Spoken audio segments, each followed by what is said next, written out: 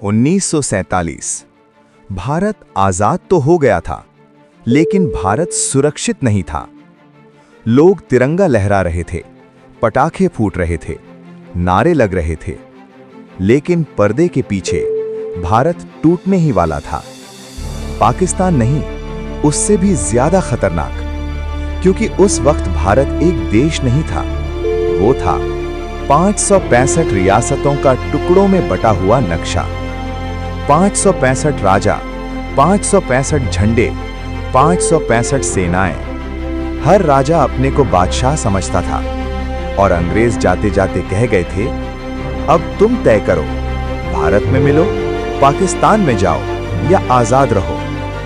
जरा सोचिए, अगर 20-30 रियासतें भी अलग हो जाती तो आज न एक भारत होता, न एक नक्शा, न एक सेना। आज कई छोटे छोटे देश होते, आपस में लड़ते हुए, और उसी अराजकता के बीच एक आदमी खड़ा था।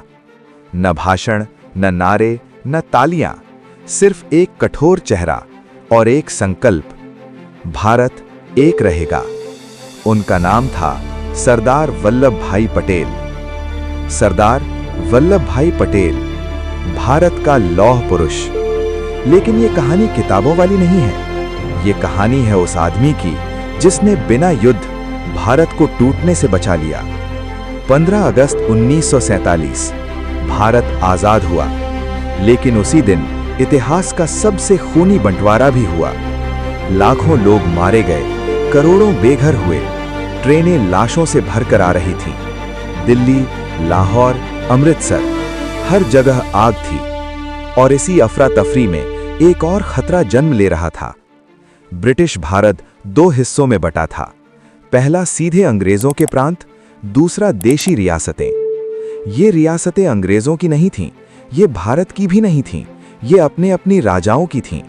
और अब अंग्रेज जाते समय कह गए, अब हम इन रियासतों की जिम्मेदारी नहीं लेंगे, यानी हर राजा अब खुद फैसला करेगा, भारत में मिले या पाकिस्तान में जाए या आजाद देश बना ले। यही वो पल था जब भारत का नक्शा फिर से खून में डूब सकता था।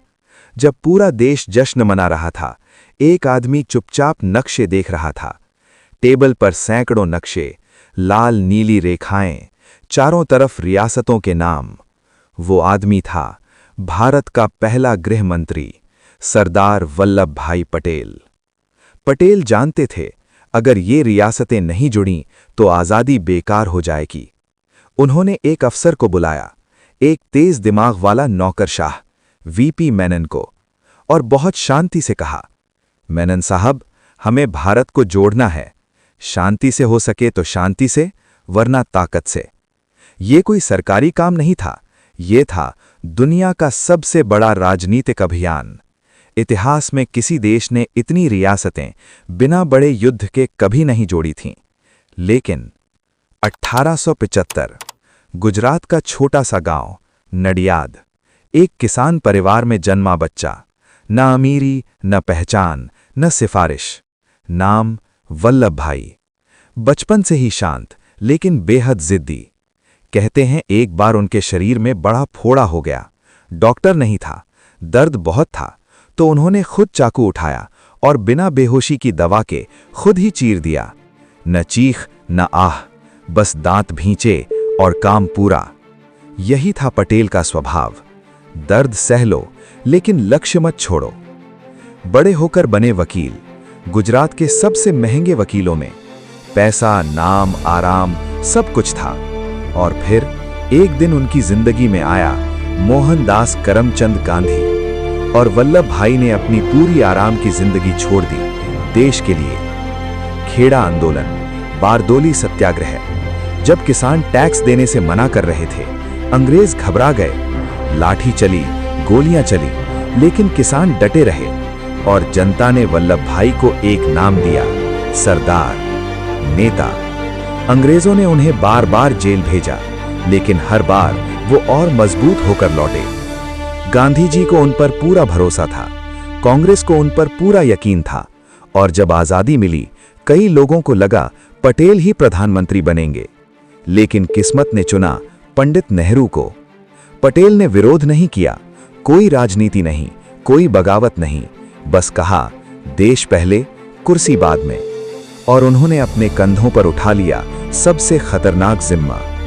अब असली लड़ाई शुरू होने वाली थी राजाओं के साथ।